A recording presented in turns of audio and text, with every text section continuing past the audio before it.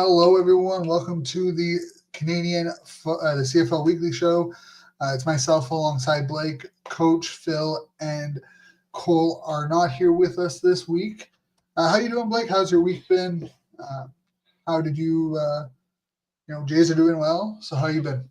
Yeah, the first two games went really well. Yesterday was really good at the beginning and not so good at the end, but today it's a tight game, but they're winning right now, so I'm a happy guy.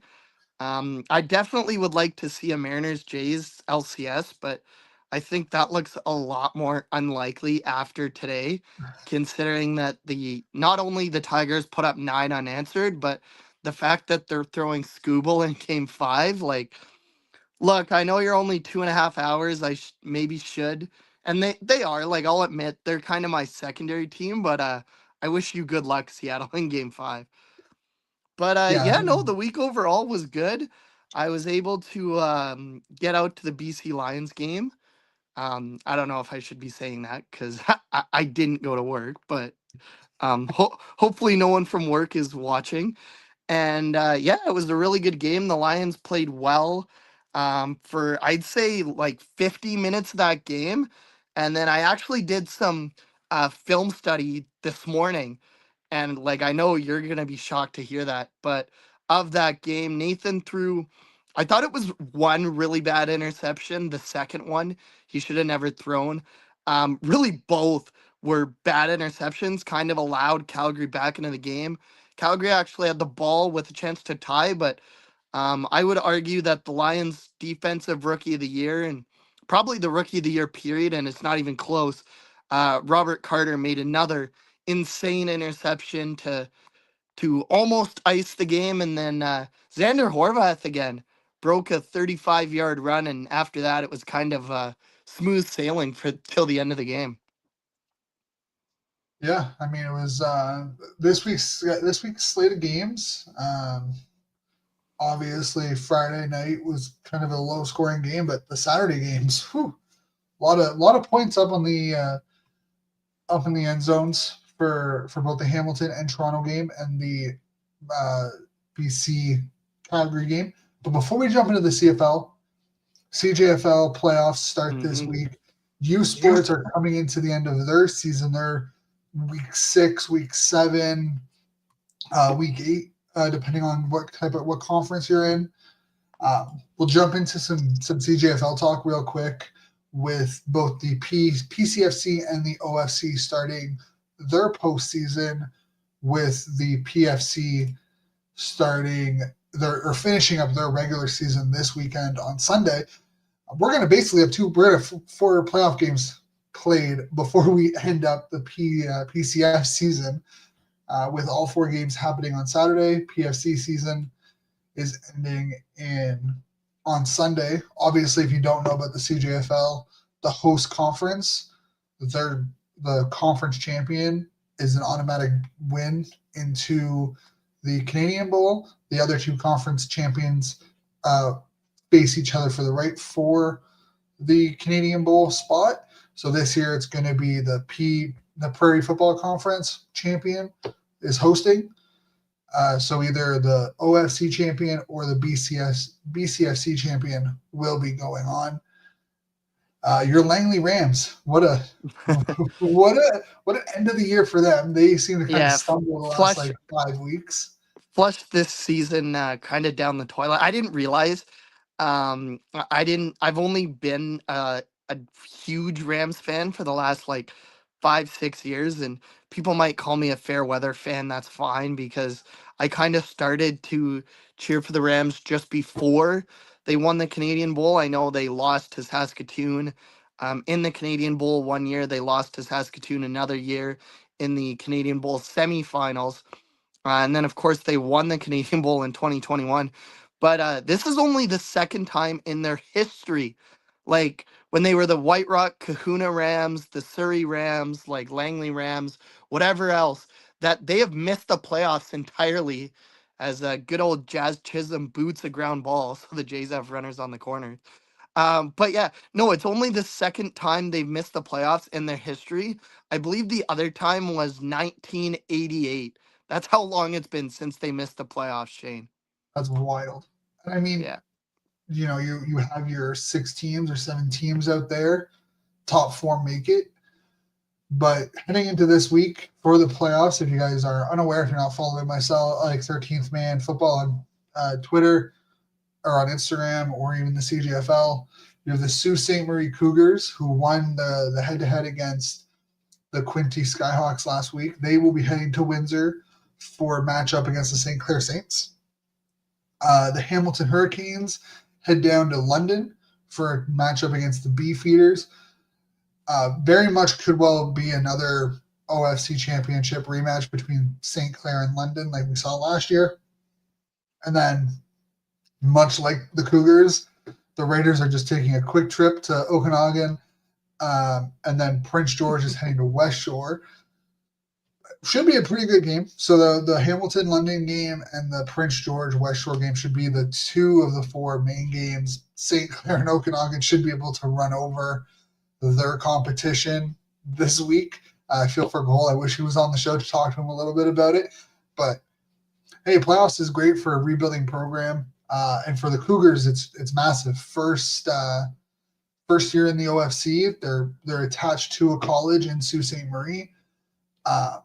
Great stepping stones for the program. I would be shocked if we don't see another powerhouse out of the Sioux for the OFC with their connections to the college. And then obviously the PFC ends with the playoffs still up in order for them, because Regina still needs a win to lock up first. Saskatoon could somehow lock up first if the Wildcats win. 2 and 3 is wide open in the PFC. So this weekend's games do actually matter for the PFC. Unlike last week where there wasn't really much meaningful games the last week of the season for either conference. Yeah, because the PFC had a bye and BCFC and OFC. The only game that really mattered was that Sault Ste. Marie game, and they were playing Quinte. So, and it wasn't close at the end. So, yeah, they absolutely like demolished Quinte. It was like 46 to like 13 or 14. Yeah, but I have a quick bold prediction before we go to USports, because there is a USports game that there's actually quite a few that I was following, but there's a one, of course, out here in Canada West that I want to talk about. But my bold prediction for the 2 semifinals, and I know this is going to be really bold, but it's not going to be the Okanagan Sun and West Shore Rebels in the BCFC final. I think the Prince George Kodiaks are going to pull off the upset, and it's going to be Okanagan and Prince George for the Cullen Cup. See, I don't hate it. From what I've been able to watch from Prince George, they have a really good team up there. That game could go either way, in my opinion. I don't think it's a runaway either way. That should be a really, really fun game for fans in the BCFC and in junior football. And I know they lost last week to Valley, but like that game meant nothing to anybody. So I didn't even look at the box score. I'm sure they played it was like a glorified preseason game in the CFL. They probably played their starters the first quarter, took them out after that, and it was whatever. Yeah, there's no player data for it, but yeah, it was 31-28. Like, still a close game, but yes. So it's not like Okanagan, who beat up Kamloops 55-1. And yeah, just to quickly go over the scores from last week, because I figured we probably should. Sault Ste. Marie beat Quinte Skyhawks 56-14. Vancouver Island Raiders, the VI Raiders, beat the Langley Rams 49-18. London Beefeaters beat the Ottawa Sooners to end their season on a low note, 52-7. Okanagan Sun beat the Kamloops Broncos 55-1. And the Valley Huskers beat Prince George Kodiaks 31-28. And the final game of the year between the two, the Hamilton Hurricanes beat up on the GTA Grizzlies 44-6. Yeah, so for the USports, where do you want to go first? You want to go the Panda Bowl first, even though that was on Sunday, but Panda game, I'm sorry. Yeah, the Panda game. Carleton gets their first win since 2017. Honestly, I'd be very surprised. I did not think Carleton in the Panda game or like overall? In the Panda game. They haven't won the Panda game since 2017. I thought you meant Uh, like since 2017 period. I was like, holy. no, they haven't had a. This is their first Panda win since 2017. I honestly didn't think. Like I thought Ottawa was going to walk in, and maybe they started to look ahead and they got a little too cocky. Um, they were going to go in there and they were just going to stomp the Ravens. Um, this is the same team that 2 weeks ago now got, I think, got 55 put on their head by Guelph. Yeah. I assumed, and when you like, my prediction was that they were gonna go in there. They were gonna have it was gonna be a respectable game, but I did not expect to see Carleton walk away with a 20-14 win. It makes the playoffs very, very interesting because now Queens is 5-2, which have basically secured their spot as third in the OUA with only one game remaining. Carleton and Ottawa and Windsor started to turn around, are all 3-3 with 2 games remaining. And there's 7 teams make the playoffs. The number 1 seed is a bye. Now 2 through 7 have a playoff game. Yeah, well, speaking of those 2 through 7, I know I'm stealing your thunder again, Shane, but that was another game I was keeping an eye on. It looked like York was going to get the win. They were up by like 9 with a minute and a half left, and then they didn't. Like Waterloo scored 10 points in literally the last minute and a half. It was like 51 seconds of game clock that they were able to. They were down 33-24. Yeah. And they came back to win 34-33. It's crazy. Anyways, I won't steal your thunder anymore. I'll let you go over all the other scores. No, the Carleton game, I think most people 4-1 Blue Jays. So Yeah. we're fully aware that anyone who's watching this at this time or watching it tomorrow, they're going to be watching it tomorrow because the Blue Jays are on right now. I'm fully aware of it. Pretty sure there was some internal dialogue with ourselves where we're like, do we push it till tomorrow? We don't have Thursday night football. Do we push it to tomorrow? Maybe do this tomorrow night, watch the Jays win. But we're here. They're getting close, but still got to finish the job. Yeah, always. But yeah, I mean, and also when Western holding off. Yeah, they only won by 9. They beat Windsor 15-6. There was a lot of weird games because Laval only beat Concordia 19-9. Like this was a really interesting week. Outside of the AUS, which is just kind of your top 3 teams, and Mount Allison and Acadia they're there to get beat up on.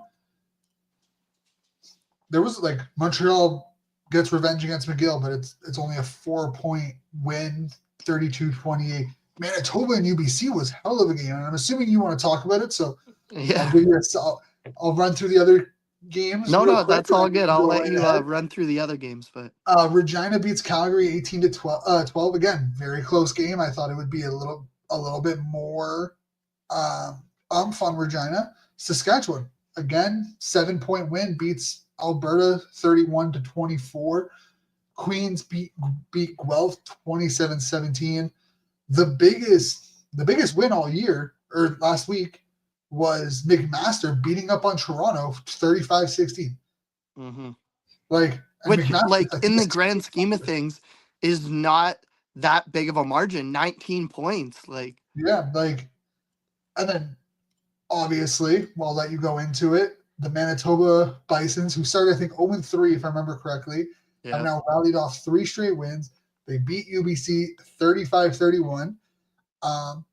Tell us your thoughts on that game because I know this is the game you want to talk about.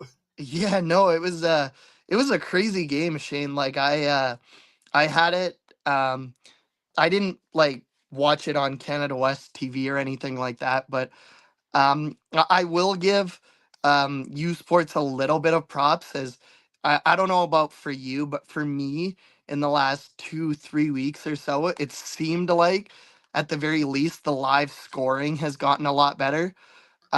So I turned it. It was an early game. It was a 10 a.m. kickoff here on the West Coast. I turned on the live scoring. I saw it was, I believe, 17-3 at the time, and I was like, "Oh, okay." I checked back maybe about an hour later, and it was 28-3 early in the third quarter for the Manitoba Bisons. I was like, "Oh man, this is not good for UBC." Um, I was half an hour later, maybe. The Argos and the Hamilton game was starting. Of course, the Jays had game one on Saturday as well. Um, and I checked back again and it's 28-17. And I'm like, oh, okay, maybe UBC's starting to make a comeback. And then about another 5 minutes goes by, I check again and it's 28-24. And UBC has the ball. So I'm like, I'm going to keep this game on, like the live scoring. UBC went down. They scored a touchdown to take the lead, 31-28. So they scored 28 unanswered. And as you're well aware, Shane, that means your offense and your defense was playing complementary football. But Manitoba just refused to give up in the game. On the very next possession, after UBC took that 31-28 lead, they drove the ball down. I believe they got aided by one or two penalties.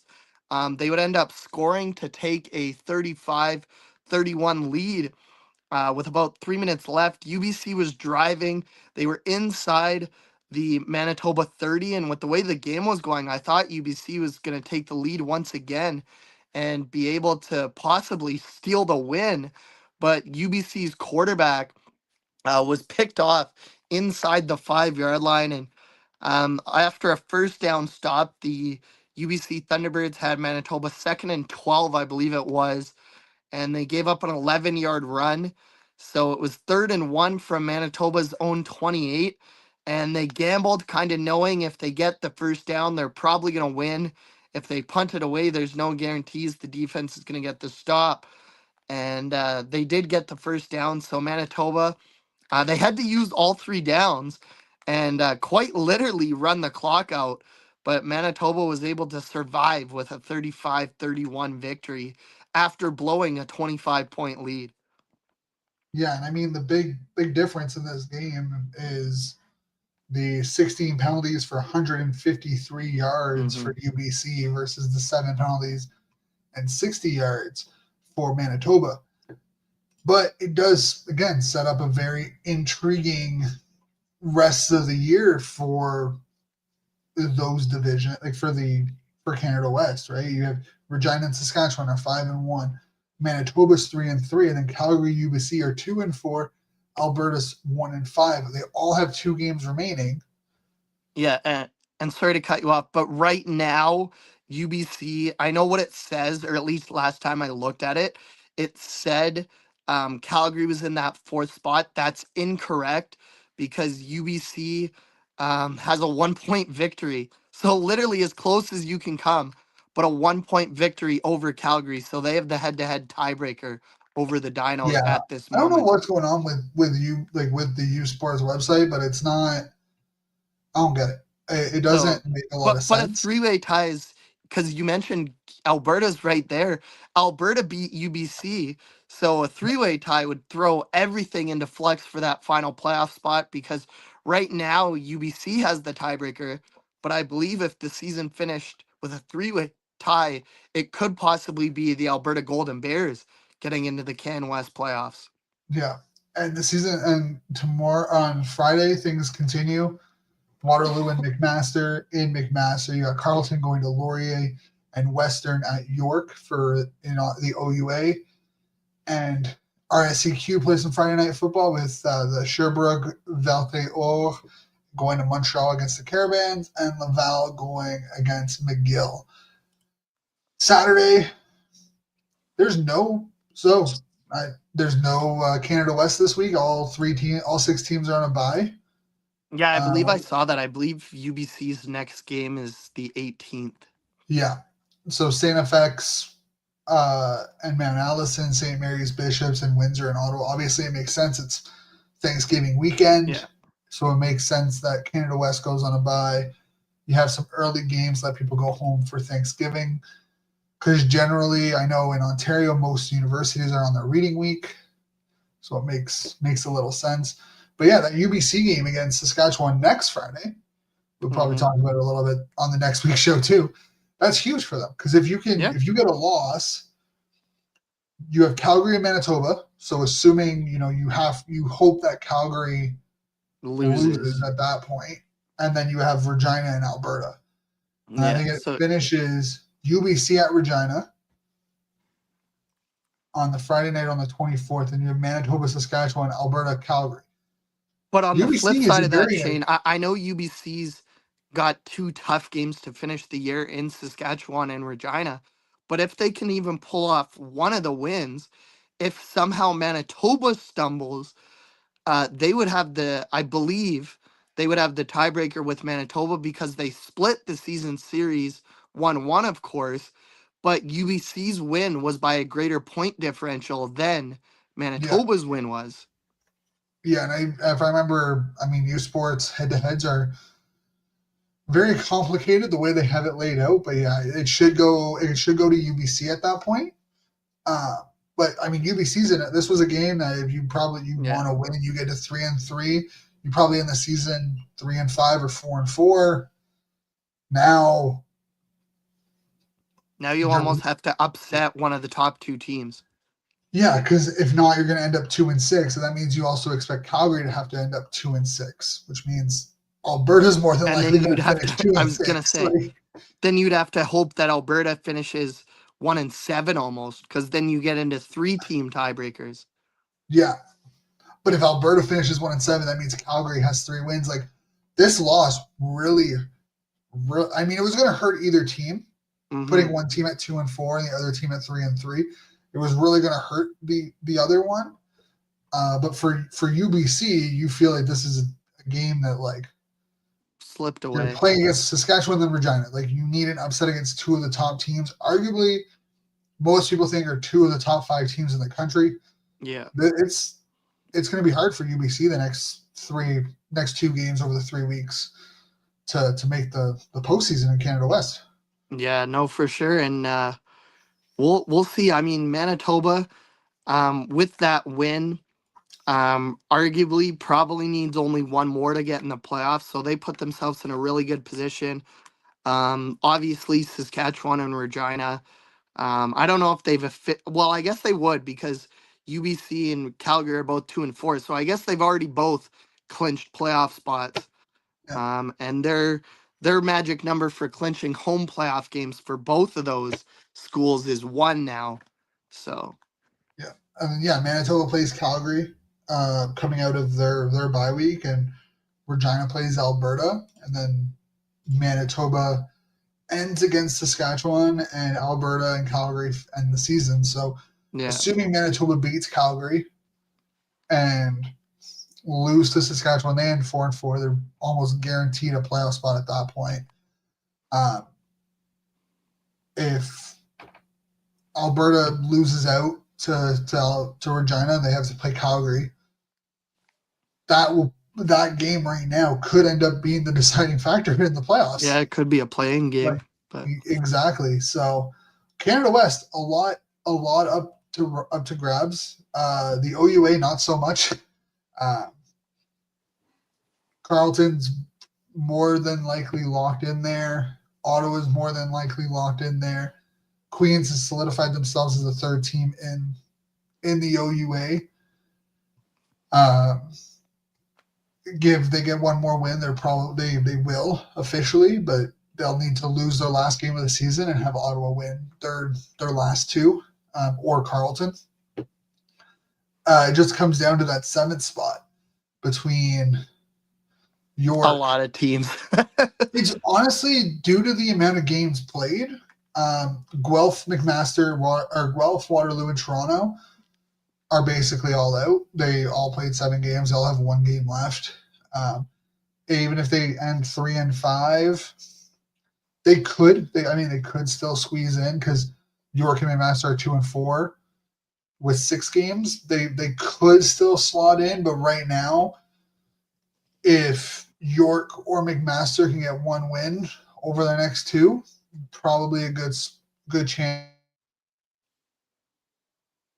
Oh, I think Shane froze there, but One of those yeah, as he was saying. Oh, there you are. teams will end up. Best is set. Yeah, St. Mary's, Bishop, St. FX, and Acadia are all in the playoffs. It'll take a miracle for Mount Allison to come in. They're 0-6 right now, and I think Acadia's only win came against Mount Allison. And then, honestly, kind of surprising as of right now.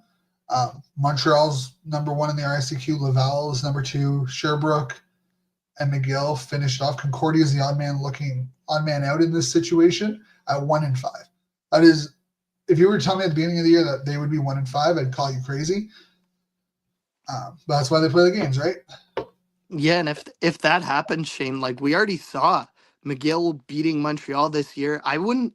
I know the way it's been for like the last 10 years, but I wouldn't pencil in Laval and Montreal for the Dunsmuir Cup. Like Concordia and McGill, for that matter, I think could both. I don't know if they would both do it in the same year, but I think both individually they could pull off the upset in the semifinals. Yeah, and I mean Sherbrooke's also been a really good program. Like, obviously, I think Sherbrooke against Laval, you're more than likely going to put your money on Laval. But considering McGill has played hard against Montreal, if that's that matchup, that's going to be a really tough matchup for Montreal. And I would not be surprised if we saw McGill against Laval in that championship in the RSCQ. So still a lot of meaningful football left to Yeah, play for sure. in USports. Not so much in the CFL. So let's jump right into it. I mean, there is still some meaningful stuff in the CFL, but not so much anymore. Well, the East is almost decided. Well, maybe Yeah, not, but the West is um first place is clinched. Everything else though is up for grabs, but well, even Calgary's first place isn't clinched. well, not Or technically yet, Saskatchewan but hasn't it's clinched. close. It's very close. They basically need to beat Toronto. If they Yeah. can beat Toronto, because I was looking at it earlier, and I'm pretty sure they need to beat Toronto. Well, no, so it's either a Saskatchewan win or a Calgary loss clinches first in the West. Yeah, that's what I'm saying. Like, but uh, BC's on bye this week. Yeah, I don't So think BC, as far as I can tell, even with tiebreakers and everything, BC and Winnipeg cannot finish first anymore. I thought they had. Oh no, they were 0-2 against Saskatchewan. Yeah, no, they Yeah. were 0-2, so. Uh, so yeah, I mean Saskatchewan with a win over Toronto will clinch first. And the reason I say that is because they're their first game. Like they play at 9. They play at 9 p.m. on Friday. So Yeah. by the end of that game, if they can win, they've clinched first. They'll clinch first in the league. They should clinch first in the league as well. Because Calgary Yeah, or they Hamilton best is 12. they swept Hamilton in the, So so yeah, they would be they first. would clinch. Not that it really matters in the CFL because like the only thing that matters is winning your division, but But isn't it based on? Oh, is it host? Is it well, still host I sitting in the believe Grey it's Cup? so I Like if believe that does decide home or away, but like I just meant that the Grey Cup rotates, so it's not like finishing first in the CFL means you would host the Grey Cup. it should. If you get the higher seed should, but I'm not saying host, but they should be the home team. Like I'm pretty sure like the higher Yeah, seed no, should that be. makes sense. Um, I don't know if it's like if it's in the West is the home team, or if it's in the East, the East is the home team. I can't remember. Yeah, I don't remember either. What Like I they do should do is do what MLB used to do with their All Star game, the winner of the All-Star and the game. winner of the All Star game is the home team for the playoffs. We would Like need to remote have an series. All-Star game first though. We should. I think that'd be awesome. I think it would be cool too. Like Put it like do what you Pro do with the Bowl Pro NFL. Bowl style, but do it right in the middle of the season, like week 10. Have like a league wide Or do bye. it during Grey Cup week. Eh. Because like realistically, you're not gonna have Wait. So that would just decide home team, like not what city is hosting? Yeah, no, just decide home Okay, team. then I'd be down for Because I that. think it'd be kind of cool. Like, if you're not going to have the Vanier Cup, you're not going to have the Canadian Bowl, maybe do something on the Saturday with the eliminated players. Yeah. Because No, like I the get NFL, that. like if you're in the They're zone where you're already not going to the there Pro Bowl. anyways, a lot of them. Like if they're part of the CFL PA at all. Yeah. And realistically, we're not saying like, oh, you need to play a game. Like, do the mini games. Like, do the way that the NFL does it in that regards, or like do a touch football game or a flag Yeah, football flag game. football, whatever. Yeah. Do something just so like, it could be like an hour, like a 2-hour event, the Saturday before Grey Cup. And hey, with what Johnston has said, maybe it's in the future. Maybe he'll next CBA he'll talk about it with the PA. Could Be like, very hey, well be. But yeah, we'll jump right into this last week's games. Starting the Friday night in Ottawa, the Saskatchewan Roughriders take a 12-13 win against the Ottawa Redblacks, officially eliminating them from the postseason for the 5th time in 6 years. And 5th time since 2018 when they made the playoffs. They've made it twice since. That's ridiculous. But yeah, not much to say. This game was kind of boring for the most part. Obviously, you had the Pimpleton return that got called back due to an obvious block in the back. Yeah. I will say it did get exciting at the end a little bit though, because Ottawa scored that touchdown and then it looked like Saskatchewan was going to put it away with either a touchdown or potentially a field goal, although we can talk about this in a sec, but Campbell Fair looked absolutely atrocious. But the fumble that almost led to it being a 3-point It was an game, like, interception, wasn't it? Or did they rule it no, a it was a fumble? fumble. But like the 90-yard return that AJ let just like Track down. busted his you know what to get back and stop that and force the Redblacks into taking a field goal. But Yeah. And Ottawa losing. A lot of people will say injuries don't matter in sports. they matter. Every team goes through injuries. Every team deals with injuries. All that fun stuff. I'm gonna be very honest, and this is one of the reasons why I have an issue with the ratio and why I think there needs to be an amendment to the ratio. Because there's no way Ottawa has fielded their best actual team. You've lost like back-to-back plays. You had by the end of the game, you had a Darius Pickett playing safety. You lost Lamont, and then the very next play you lost Ringland. Yeah, so you had a Darius Pickett, but they brought in Taylor. They moved Pickett to safety, and I mean, hey, it worked because Taylor's the one that generated that fumble. But man, there's no way you can tell me otherwise that like when injuries start happening to Canadian players, because I'll be very honest, not every team has a starting caliber offense, like a starting caliber right tackle or a starting caliber linebacker where there's depth there. Like you might have one or two. You might have guys who can play there occasionally and sporadically. They can fill in for a game or two. But Ottawa had Drew Desjardins, who is as a guard can be, playing right tackle. Because you have no right tackle depth. But you can't put an American there because you don't have a Canadian at safety. Because you don't have the depth to put a Canadian at safety. So you have to put him at right tackle to have your 7 Canadian starters. Which also means that you have to put... Oh, it looks like Blake just up and dipped. Which means you have to put your American running back as your second string instead of your starter. Hello, welcome back. That was really weird. I went to type a message and then it just exited me out. But yeah, no, I agree with what you were saying about the Canadian ratio, because we're gonna talk about it here once we get through the recap and into our picks. But it looks like the Saskatchewan Roughriders, for example, are gonna have to start the guy that oh gosh, now that I'm trying to talk about him, the guy that The American Tyson, kicker that they signed. well, yes, but also like the guy that got lit up by Tyson Philpott a few weeks ago, Exime or whatever his name is. Like Oh, Exum, or yeah. yeah, yeah. It looks like they're gonna have to start him again because they're secondary, and maybe it's just because of like that they've clinched at the very worst a home playoff game.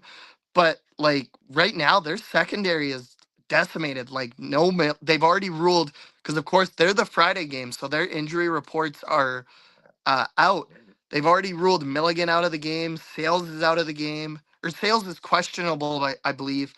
Again, Tavon Campbell is out of the game. So like, and because of the Canadian ratio, it looks like they're gonna have to start Kafala Exime or whatever again. So yeah, and like I get the point of it. I get it. Um, but it really does impact the type of team you can have and like the type of team you can put together on a field. I'm interested to see what's Ottawa's situation going to be like. Um, I know again, based on the transaction reports, uh, Ringland and Williams uh, are going to be out of the game. They've been added to this one game injured list. Like it definitely hurts, but it is what it is. Ottawa, it doesn't make up for how bad their offense has been uh, in any sense. yeah, Drew But Brown is he's Drew been I Brown's know not healthy.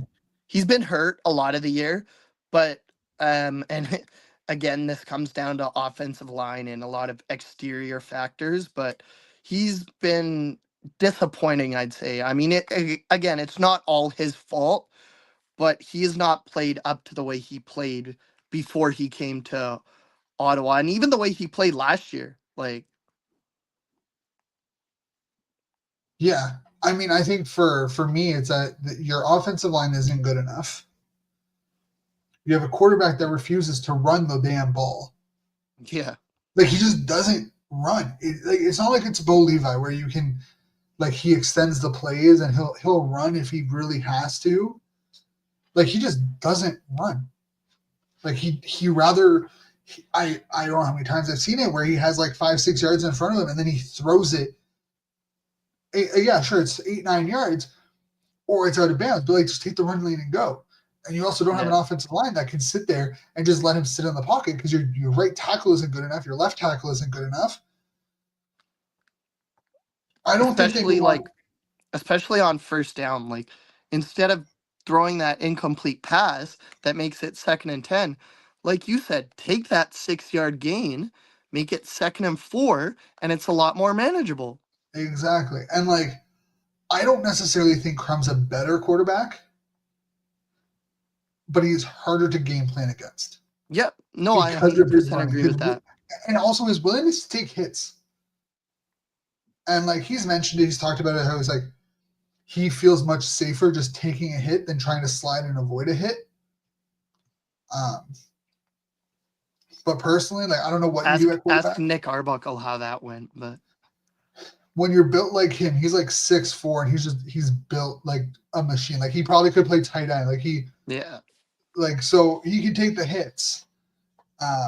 But for me personally, I get why Ottawa fans are frustrated. I don't expect there to be much coaching change, but you need with their season over. I would be very surprised if we see Brown the rest of the way. Yeah, I don't think, and I know Ottawa has 3 games because I believe they've already had their last bye, but I would tend to agree with you. Like I would be shocked. Like I would expect to see Tyree Adams get a start, maybe Matthew Schultz. It'll probably be Dustin Crum against Montreal. Like, and this isn't to say that they're going to move on from Brown in the offseason. I don't think that's the case. Because we've seen what Brown can do when he has time and he has an effective offensive line in front of him. And he's not being blitzed and feeling like the pocket's collapsing within 2 seconds. But I think this offseason, if you're keeping Dice on board, you're good. He's not an offensive coach. He's not a Jason Moss or a Buck Pierce or a Dinwiddie. Like, you need a good, solid offensive coordinator. You thought you got that in Condell. He's shown it in the past where he can be an effective OC. He just hasn't worked. I don't know what's going on, but he just hasn't worked. You need to bring someone in who goes east-west more than they go north-south. And Condell just goes north-south 9 times out of 10. So it's going to be a long offseason, long winter, a lot of work ahead to do for the Red Blacks, both by management and by their marketing teams, trying to get fans on board for 2026. But Saskatchewan walks away with a win. You get eliminated. My only worry right now is Saskatchewan. Like, how worried are you? Well, I want to talk about that in the picks, but 4 touchdown passes in his last 5 games. Yep. He's thrown for over, I think, if I remember correctly, he's thrown over 300 yards in almost, I think, 3 of those 5. Yeah, but it's like you always like to say, especially in the group chat, it's the Trevor Harris experience. A lot of yards, not a lot of finish. Yeah, like how if I'm a Riders fan, I would be a little bit worried. Obviously, let's see what happens. Like, you have Saskatchewan, Winnipeg, or you have Toronto and Winnipeg and BC. Yeah. I think even though, like, with potentially, I'm not saying this is for sure going to happen, but potentially with a loss, you could still clinch first, and that makes the Winnipeg and BC games not matter. But for you, it'll matter a lot. For Winnipeg, for sure, potentially BC, but like how it's the old saying, how do you want to go into the playoffs? Like, in do you my want to opinion, go limping into the playoffs, or do you want to go on a high? if you win and you clinch the West and you clinch home field, you have a bye week. In my opinion, okay, cool. You may start Jake Mayer. You might have some of your second strings play that Winnipeg game. But there is no doubt in my mind that you have your starters playing against BC. Yeah. You need to. If you want to give them a break, go for it. But you can't give them 2 weeks off. We've seen it 2 years in a row, and I know not in the Western Division, especially last year when Winnipeg started 1-5 or whatever it was and had to claw their way to first place. But the last 2 years in the Eastern Division, we saw the Argos start 11-0 or 11-1 on their way to a 16-2 record, and they clinched first in like week 13 or 14 or whatever, and they kind of rotated between their starters and their bench players for the rest of the season. And then last year, basically the same thing. Montreal got out to like the 10-1 start or whatever, had first place pretty much wrapped up. Again, by week 14 or 15, and even though they played the starters in that last regular season game against Winnipeg, what happened in the Eastern Final both of those years? Neither one of those teams came out with their best effort, and they lost. They didn't even get to the Grey Cup.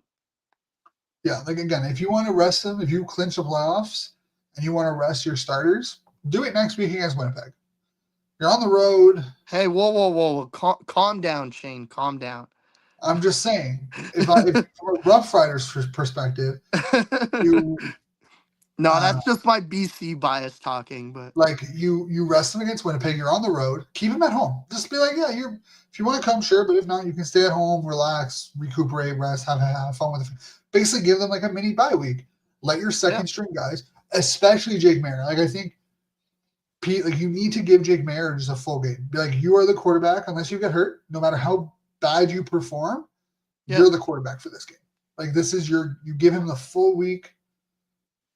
Hell, I would even say, like, well, what happened last year? Like when they started, I believe, no, it wasn't. Who was the backup last year that they started after they knew they had lost? It wasn't because Mayer was still with Calgary, but they had the guy. Oh, Shea Patterson, wasn't it? Yeah. Yeah, they they kind of started shared it him, off. and they just said, like, we know we've lost now. We can't get first. They didn't know they'd lost. They know that they couldn't get first. They already had the home playoff game, so they said, Shea Patterson, this is your game, no matter how bad you performed. And he was awful, but they stuck to their word. They played him almost the entire game. Yeah, I think you in my opinion, like and if you're up by 21 or more at halftime This against week, Toronto, yeah. you put in Jake Maier. You let Jake Maier go out there and work. Next week you do the same thing, and then against BC at home, it will or the following week against BC, it'll probably be a nothing burger for both teams. But you put your starters in. You're like you're going to play all game. We have a bye next week. You're not getting 2 weeks off, and then expecting them to jump right into playoff form against a team that is just coming off a win. It would almost be 3 weeks off at that point if they didn't play him in the last regular season game. Exactly. Like I think if you're doing a bye, if you're going to give your starters any days off, it's against Winnipeg. You start them. If you want to rotate them and kind of play, play it and whatnot against Winnipeg, sure, or against BC, sure. But I think you have to give Jake Maier a majority of snaps. Yep. The final 2 weeks, because we've seen it. History has shown that quarterbacks can get hurt whenever they can, whenever. Last thing you want is you don't want to go into a Winnipeg situation where you have to play an injured quarterback who can barely throw the ball because you don't trust your backups to throw the ball. Well, and Winnipeg, whether right or wrong, the last 3, almost 4 times that they've played, actually, I would say, yeah, for sure, 4 times that they've played the Riders, take out last year's Western Final. So last 4 regular season times in the Labor Day and the Banjo Bowl last year, and then Labor Day and Banjo Bowl this year, have, again, rightfully or wrongfully, thought their quarterback was injured by the Riders. So if the Riders choose to start Trevor Harris, I'm not saying that Winnipeg, because no team ever does that. Let's be realistic here. I'm not saying Winnipeg would do it on purpose, but if they have a chance to lay a good hit on Trevor Harris, why would you not do it legally? If it's 100%. a legal, clean hit, why would you not do it? 100%. So a lot of interesting things to start up on for next week, depending on how this week goes. But let's jump into the Saturday afternoon game, the Calgary Stampeders against the Hamilton Tiger Cats. Again, could another situation. Hamilton could lock up first in the East, get that home final playoff game in. Well, they're only a game up right now, though, aren't they? Because Montreal, or no, they're 2. They're 2. They're 10-6. Montreal's 8-7, but they have the tiebreaker on Montreal. They're 2-0. So Montreal has 1 extra game, but yeah. So I so get what you mean. They're basically 2 games up. Yeah. Okay. Even if they win and Montreal wins out, 11-7. So a win. Record. You're right. A win would clinch first in the East. Yeah. So Hamilton has a chance to secure their home playoff berth, and again, same situation for Hamilton. The next, you're on a bye next week. So I would think you're probably starting. It's more imperative that Hamilton plays their starters in the final game of the regular season, because you don't want to go. They'd be going basically a full month, because it would go bye, not playing, bye again, and then finally playing. Yeah. So I think you have to. But they play Calgary, and Calgary needs a win. Calgary's 8-7. They have 3 games left. Probably looking, you're basically guaranteed a playoff spot right now. Well, I don't know about that. We'll talk about that in a minute. You need a Winnipeg. You need a Winnipeg win. So why am I talking about next week? I need to talk about last week. This week, yeah. But because I talk about Saskatchewan so much, about what they're going to do, I got confused. But yes, Hamilton last week beat Toronto 47-29.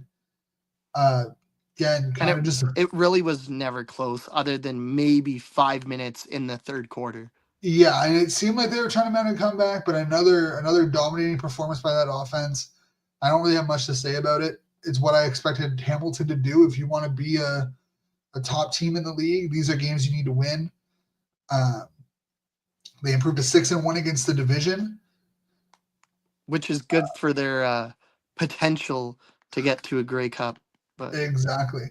Um, Toronto's out. I think it's Doge is starting. Daggy, yeah. Daggy Arbuckle has been shut down for the year. and And McManus. I was just gonna say that they announced today that Yeah. Winston McManus has been shut down for the year as well.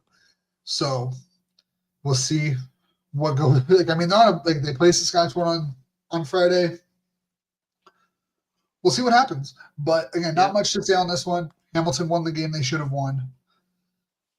I would agree. Like I know they got within 13, I believe it was, in the 4 minutes into the third quarter, because they kicked a field goal on the last play of the second quarter, so just before halftime.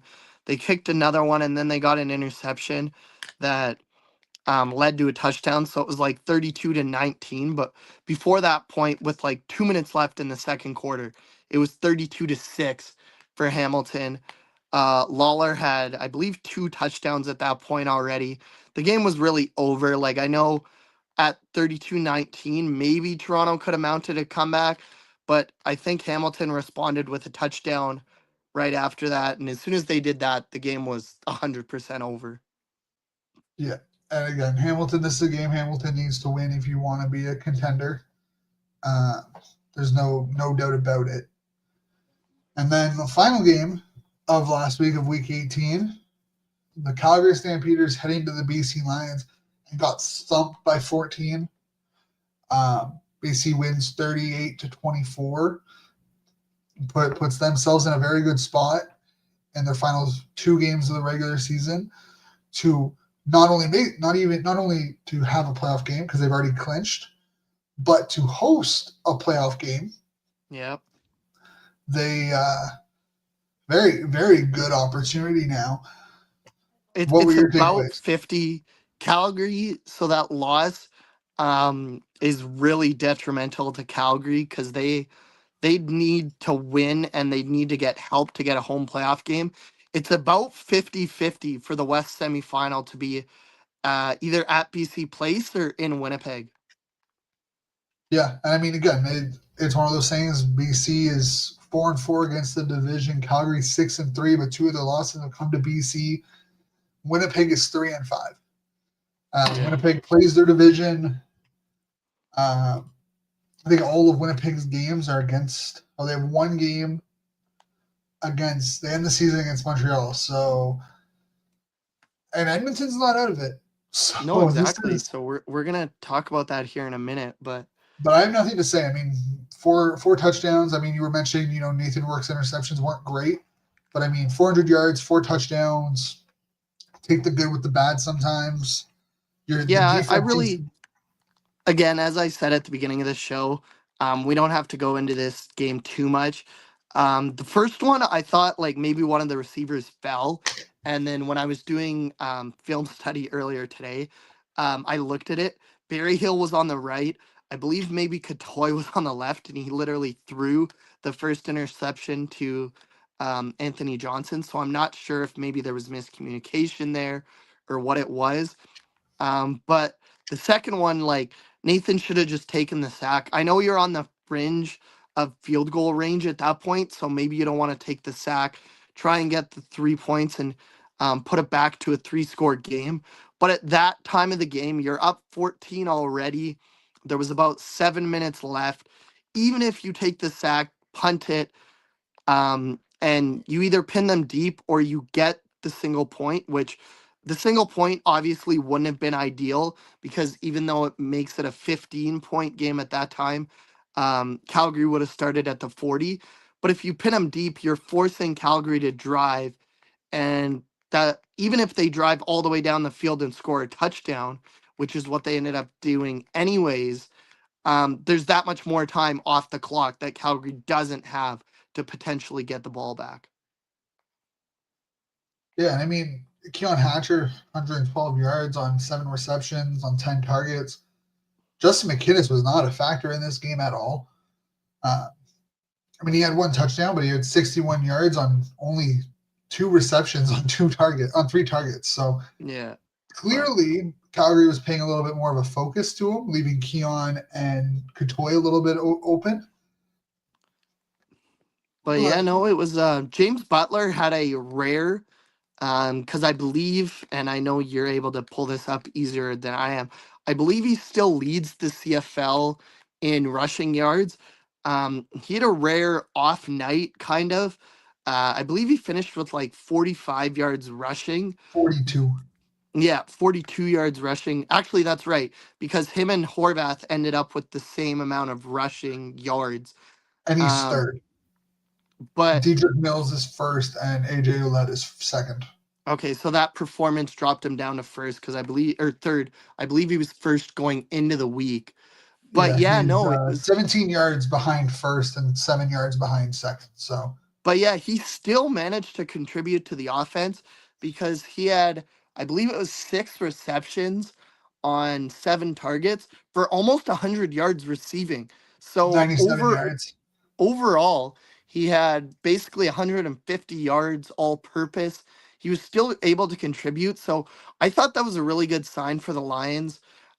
Butler was probably upset with the way he was rushing, but he didn't let that affect him. Like, he still helped the Lions win the game. And especially on that final drive where they ended up icing the game, there was a 2nd and 7 play where um, Rourke was under pressure. He just kind of dumped it down to Butler to try and get away from the pressure. And Butler ran for like 30 yards after he caught it, which ended up setting up the 35-yard rush from Xander Horvath that iced the game. Yeah, I mean, James Butler has definitely had a resurgence in BC. Again, 1103 in rushing yards. He is the best. He is the highest scoring running back with 10 touchdowns. Um, he leads BC by 1 rushing touchdown because Nathan Rourke has 9. Yeah. Dustin Crum is first with 11, and then Chris Strevler has 8.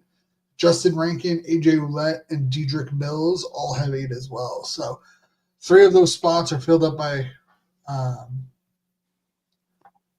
quarterbacks. I'm pretty sure, just a quick look, you have Dustin Crum, Nathan Rourke, Chris Strevler, Shea Patterson, Tommy Stevens, Cody Fajardo, Yeah. all in the top rushing touchdown category. Yeah, and we Uh, talked about that for like 10 or 15 minutes, I believe. Was it last week's show or the Last show week, yeah. before? But yeah, it's just like it's it sucks, especially for the running backs. Like Butler, as you said, he's actually near the top of the league, so he's been getting the touchdowns. But guys like AJ Ouellette and Brady Oliveira, like they do all that work to get you down to like the 2 or the 3 yard line or whatever, and then they basically get their touchdown stolen from them by the backup quarterback. But Yeah. Um, but yeah, that that's it for I this don't week. have much more to say about the game. Like the Lions, I think the Lions, I didn't say this at the beginning of the show. They really dominated that game through the first 3 quarters. I know Calgary had some big plays, but the Lions defense stood tall. Like Matthew Betts only had 1 sack. So he's up to 14 on the year now. But the rest of the defense had 5. They of course had 3 interceptions, 2 by Carter. He got one on the very last drive, where Vernon Adams was kind of trying to force it. But Jackson Finley, now back-to-back games with an interception, the product of Western University. And That looks like a as great. I s- as I That said, 2025 class. the Lions dominated that game until they started turning the ball over. Like the only reason Calgary was in that game at all is because the Lions opened the door for them to get back into that game. If the Lions took care of the ball, like it would have been like a 31 to possibly 9, 38-17 final, whatever the total ended up being. But Yeah, I mean, before we move on to next week's round of games, we literally talked a little bit about with Toronto and Saskatchewan. Bo Levi, this is where I think he'll play at least one more game additional to this week, unless he's a veteran. I don't know how much having 3 weeks off is really going to hurt him with the amount of time he's been in the league. Do you play him half the quarter or half the game? Put him in for the first half. But he's at 4,726 yards. I would 100% expect him to hit the 5,000 mark for the first time back-to-back seasons in his career, and for the Yeah, fourth he might even do time, it this week, but he might, and he should. I mean, he's only 3. Like he needs not under even 300 300 yards. yet. But But it'd be the fourth time in his career hitting 5,000 yards. He finished with 54-51 last year. So he's on on a pace team that to didn't break. make the playoffs, but Yeah.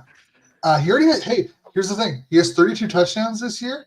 He has 9 interceptions. Last year, he ended up with 32 touchdowns and 18 interceptions. So, yeah, so he's been taking a lot better care of the ball, but he's also throwing the ball significantly, actually quite on par with what he was doing last year in terms of attempts. I think he'll probably end up with the same kind of 600 to 630.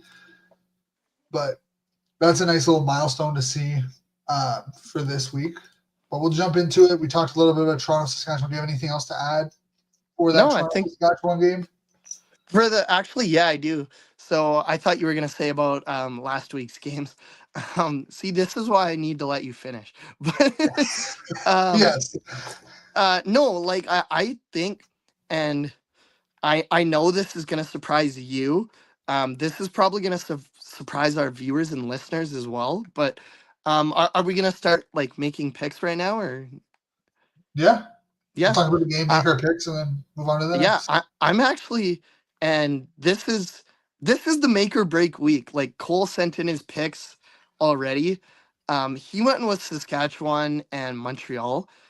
I'm gonna go with the Argos. Like this is a game that either could clinch me like the overall, or Cole could go into the last 2 weeks in first place. I'm gonna go with the Argos. I know Nick Arbuckle is not starting. I know Jared Daggy is not, or Winston McManus is out for the year. But we talked about it like when we were kind of talking about the Saskatchewan Ottawa game. Like that Riders secondary is decimated right now. They really don't have a kicker. Like Lawther didn't practice at all last week. He didn't practice this week. He's listed as questionable on the depth chart. They brought in an American guy, so we'll see what happens with that. But it's like they have to start XMA, as we said. Sales is questionable. No Campbell, no Milligan. And whether we agree with it or not, like Saskatchewan fans have talked about it for years, the Riders never make anything easy on themselves. Like it's No, they literally don't. been it's literally been a generational problem where like the Riders, they have a chance to clinch first on home field against a team that they should probably beat, but like they don't make things easy on them. So it's possible they could still clinch first even with a loss this week, but I don't think they're going to do it themselves. I think Toronto's going to go in there. It might be a low scoring game. We'll have to wait and see what happens as the Jays have themselves in a bit of trouble right now. Bases But loaded, 2 out. yeah, Cabela's on deck. he's up to bat now. Yeah. At least it's not Aaron Judge. Uh, but Yeah, he would have struck out. It's fine. But yeah, no, I just the Riders never make anything easy on themselves. We saw Jared Daggy.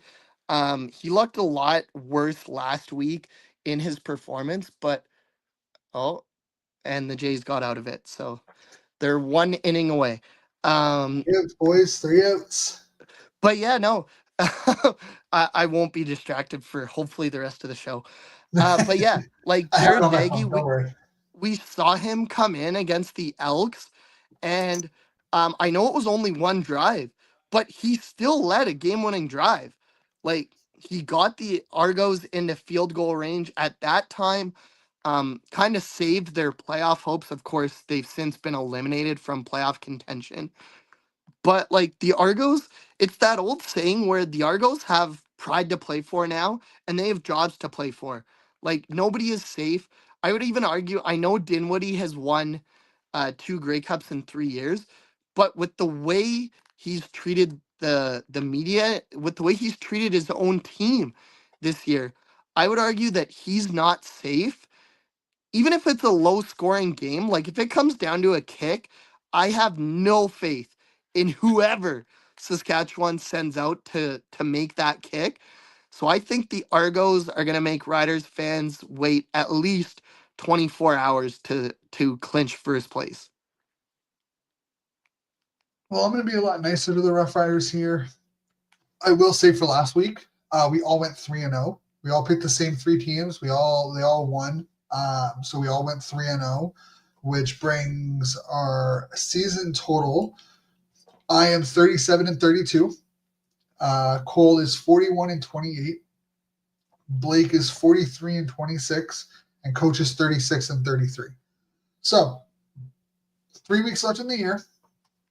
You have a 2-point lead on Cole. Yep.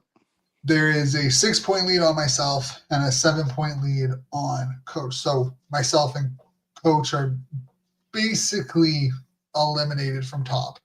Yeah, I think all 3 weeks have 4 games. So technically you guys could pass me and Cole, but you'd have to pick different, like a majority of the games. There would need to be a miracle. It's not going to happen this week because I am going to go with Saskatchewan. Cole and Coach are also going with Saskatchewan. I don't know. Daggy is just, I don't think he's good enough. I still think there's playmakers on the defense. That front 7 is still scary as hell. I just don't trust that Toronto. I mean, Metallo is looking great. Like that offense is fine. I don't know. I feel like this is a game. If you're Saskatchewan, you want to be the best team in the league. You want to be the favorite going to the Grey Cup. This is a game you have to win. You need to go in there and you need to pump them like him. Like the same thing with Hamilton last week. This is a game where you need to go in there and just pump them. Because if it is a low-scoring game, I think there has to be serious conversations around Trevor Harris's ability to put up points. There has to be at that point. Yep. This is a game where you have to go in there, and they need to put up 35 or more. In my opinion. Yeah. They need. Which, like, they have the receivers and the running back to do it. It's just, can that quarterback do it? That's the only question. And I think if this is a game for Saskatchewan, if you're Corey Mace, you're looking at Trevor Harris, you're like, this is a game we need to put up 35 plus points. Yep. We need to. You're not even going into Toronto. You're at home against a depleted Toronto team. I believe they're wearing their Obsidians as well, but like, sure, I get it. They're playing for jobs, but if you want to be considered number 1 in the country and be the favorite to win the Grey Cup, this is a game you just need to go in there and you need to put up 35 plus points. Yep. Like this is a game where he needs to put up 4 touchdowns. Like put up 350, 400 yards and 4 touchdowns against this depleted Toronto team. But moving on to the Saturday afternoon game in Hamilton against Calgary. I'm going to be very honest. I'm going to say the same thing against for Hamilton as I just said for Saskatchewan. You're 4-3 at home. You're 6-3 on the road. This is a struggling Calgary team that they've lost they've lost 6 of 4 in a row, and yeah. You need to go in and you need to put up points. You need to go in. It should be the same situation like you had with Toronto. You need to have them come into your house and you need to put up 35 plus points. Yep. Bo Levi needs to have a great game. He did not the same way as Trevor Harris really needs a good game, but you need to be productive. So I'm going to go with Hamilton. Coach is also going with Hamilton. Cole is undecided because he's going to go opposite of whatever you pick in this game.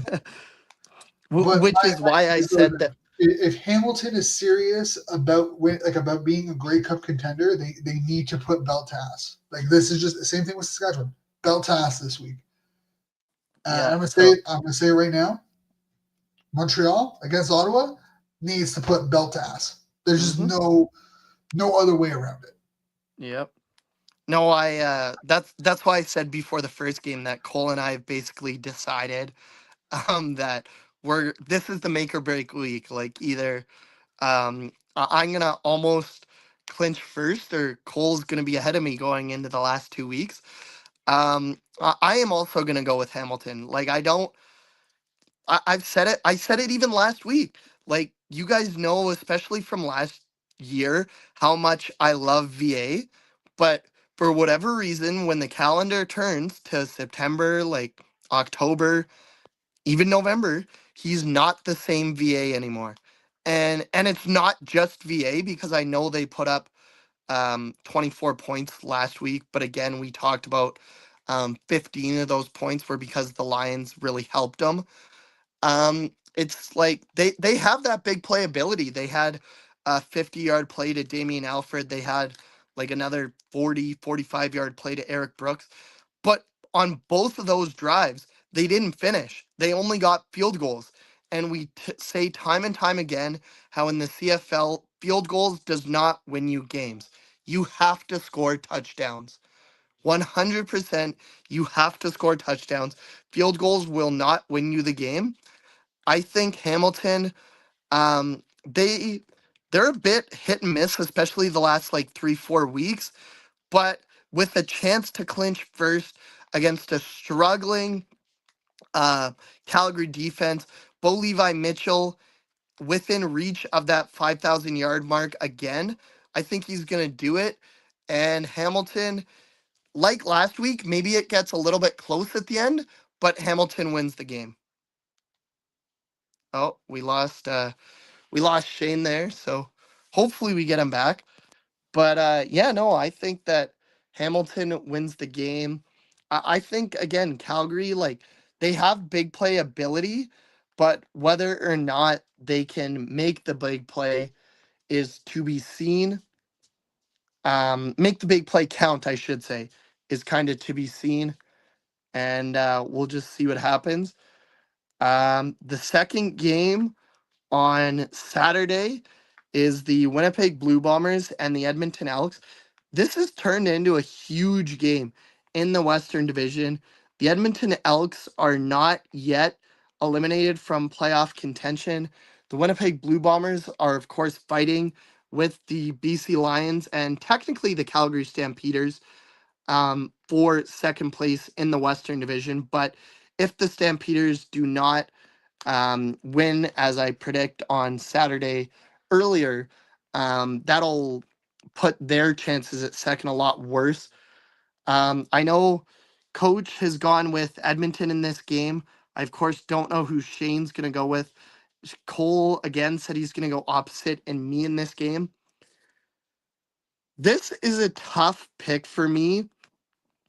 The Lions fan in me wants to go with the Edmonton Elks because it would help the BC Lions potentially clinch second place in the Western Division. But I just don't know if I can do it. Like the Elks, we saw it before. Oh, we got Shane back Somewhat. temporarily at least. This was the technical difficulties that I was explaining to you earlier. Yeah, yeah, I no. was like, oh, it lasted. But yeah, no, I was just saying that I started talking about the Edmonton and the Winnipeg game because I said I picked Hamilton, so that means that Cole is gonna go with the Stampeders. I think that this Winnipeg Edmonton game, like they're just it's such a close game. We saw the Elks though; they tend to elk games. Like they almost elked the Saskatchewan game a couple weeks ago. It's going to be a close game, but we saw last year what happened when in Winnipeg and Edmonton matched up in back-to-back weeks.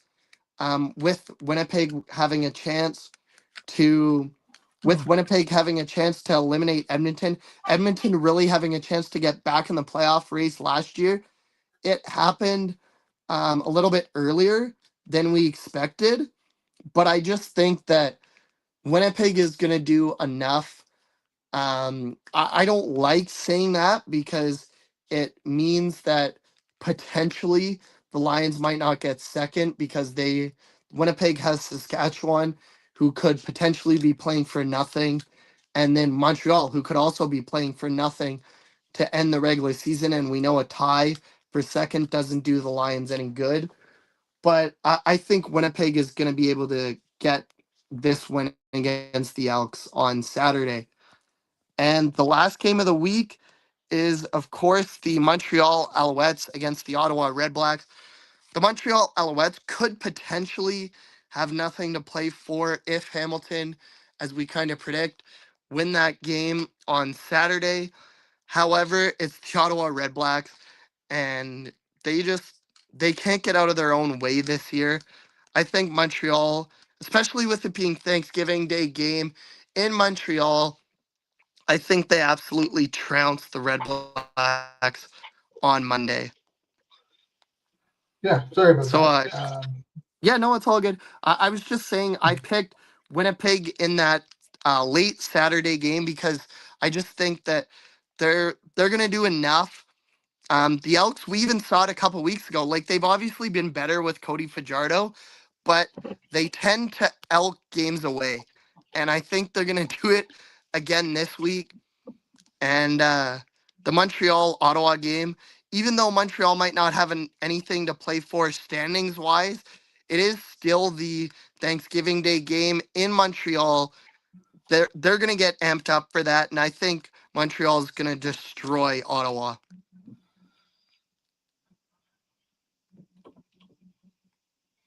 Yeah, I mean, I'm gonna take this game. I've gone back and forth on for quite a while now, and I'm gonna go with uh, Winnipeg. I kind of was like, oh, who do I want to go with? Uh, but I'm gonna take Winnipeg here. I think again, this is, if you want to be a playoff team, you have to. These are games you have to win, um, and uh, Caleros is supposed to start. He's supposed to be pretty healthy. I think they're gonna come in and just do what they need to do to get the win and move on to next week. You have a big game against Saskatchewan in week 20, and then you end the season against Montreal. So not Yeah, an easy ride going like the rest of the way. the Lions fan in me wanted to go the Elks because this game could potentially uh, like clinch, could potentially decide second is what I was trying to say, because Winnipeg finishes with Saskatchewan and Montreal, who both might not be playing for anything, but like you can't think like that right now. And obviously the Lions, if they wanted to get second, maybe they should have beat Winnipeg one of the two times they played him earlier in the year. Yeah.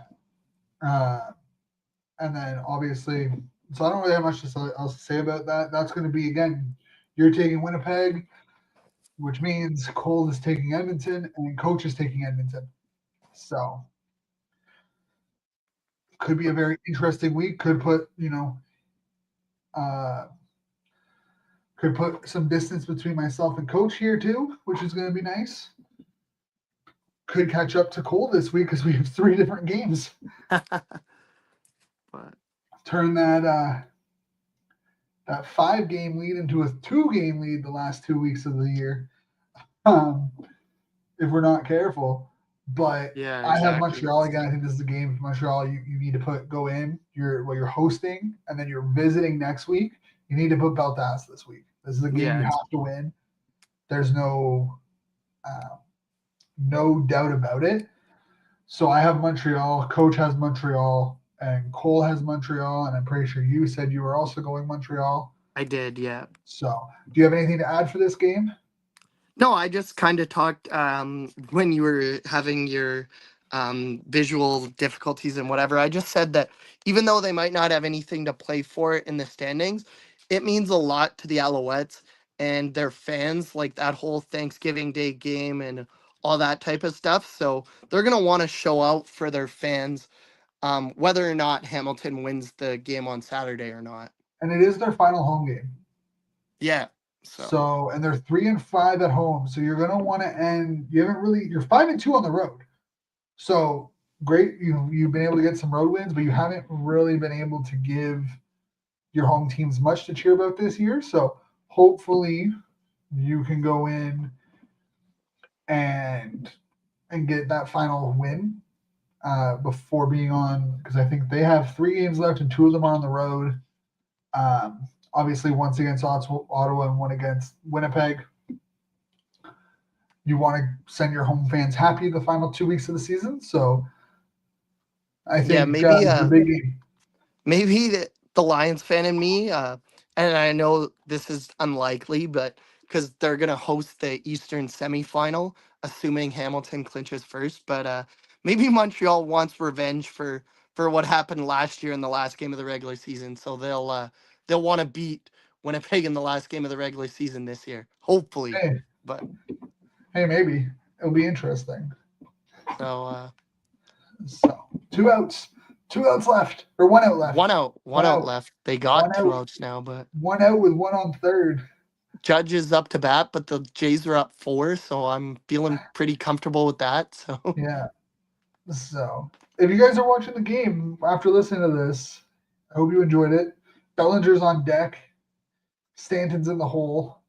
Yeah, don't let it get to Stanton whatsoever. But no, you need to end it here.